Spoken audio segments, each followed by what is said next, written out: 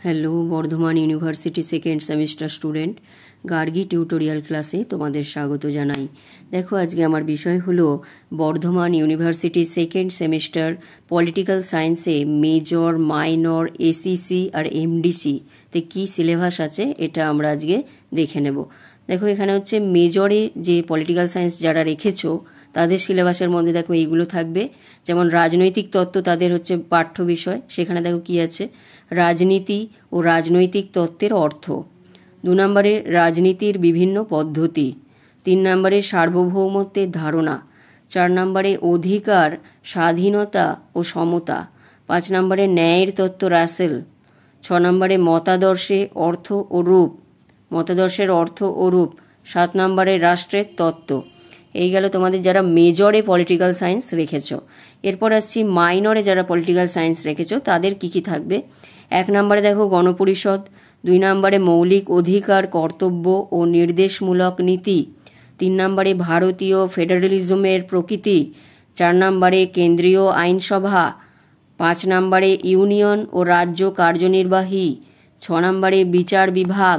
7 নম্বরে ভারতের party system. 8 নম্বরে নির্বাচনী প্রক্রিয়া। এই গেল তোমাদের মাইনর পলিটিক্যাল সায়েন্সের সিলেবাস। এরপর আসছি দেখো এসইসি পলিটিক্যাল সায়েন্সের সিলেবাসটা দেখো। এখানে আছে লেজিসলেটিভ সাপোর্ট। এর মধ্যে দেখো কি করতে হবে। 1 নম্বরে শাসনের বিভিন্ন স্তর। 2 নম্বরে সংসদে আইন প্রণয়ন পদ্ধতি। 3 নম্বরে বাজেট প্রণয়ন পদ্ধতি। 4 নম্বরে সংসদীয় বিষয়ক ও পররাষ্ট্র মন্ত্রণালয়। 5 নম্বরে নীতি আয়োগ। দেখো এবার এমডিসি যারা রেখেছো, MDC subject multi disciplinary subject যাদের পলিটিক্যাল সায়েন্সে আছে তাদের সিলেবাসটা দেখো। 1 নম্বরে হচ্ছে ভারতীয় সংবিধানের প্রধান বৈশিষ্ট্য। 2 নম্বরে মৌলিক অধিকার, কর্তব্য ও নির্দেশমূলক নীতি। 3 নম্বরে ভারতীয় ফেডারেলিজমের প্রকৃতি। 4 নম্বরে কেন্দ্রীয় আইনসভা। 5 নম্বরে ইউনিয়ন ও রাজ্য কার্যনির্বাহী এবং 6 নম্বরে বিচার বিভাগ ও 7 নম্বরে ভারতের পার্টি সিস্টেম। এই গেল তোমাদের এমডিসি সাবজেক্টে যারা পলিটিক্যাল সায়েন্স রেখেছো। এবার একবার দেখে নাও যে তোমাদের কোন সাবজেক্টে কত নাম্বার করে তোমাদের পড়তে হবে। এখানে দেখো যারা মেজরে পলিটিক্যাল সায়েন্স রেখেছো তাদের 60 হচ্ছে তোমাদের লিখিত পরীক্ষার জন্য, আর যেটা 60 হচ্ছে তোমাদের লিখিতর জন্য, আর 15 হচ্ছে তোমাদের ইন্টারনালের জন্য। টোটাল হচ্ছে 75। আবার যারা মাইনরে রেখেছো তাদেরও একই, 60 আর 15, মানে লিখিত আর ইন্টারনাল, টোটাল হচ্ছে 75।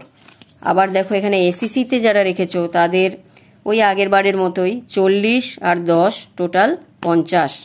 আর এখানেও এমডিসিতেও তাই, 40 হচ্ছে লিখিত, 10 হচ্ছে ইন্টারনাল, টোটাল হচ্ছে 50। এই গেল তোমাদের যে নাম্বারের যে ভাগগুলো আমি দিয়ে দিলাম। তোমরা ভালো করে খাতায় লিখে নাও। দেখো এখানে হচ্ছে গিয়ে পলিটিক্যাল সায়েন্সের মেজর, মাইনর, এসিসি আর এমডিসি সবই আমি সিলেবাসগুলো দিয়ে দিয়েছি। তোমরা ভালো করে খাতায় লিখে নাও। দেখা হচ্ছে আবার পরের ভিডিওতে। ভালো লাগলে একটা লাইক করে দিও, আর চ্যানেলে নতুন হলে সাবস্ক্রাইব করে নিও।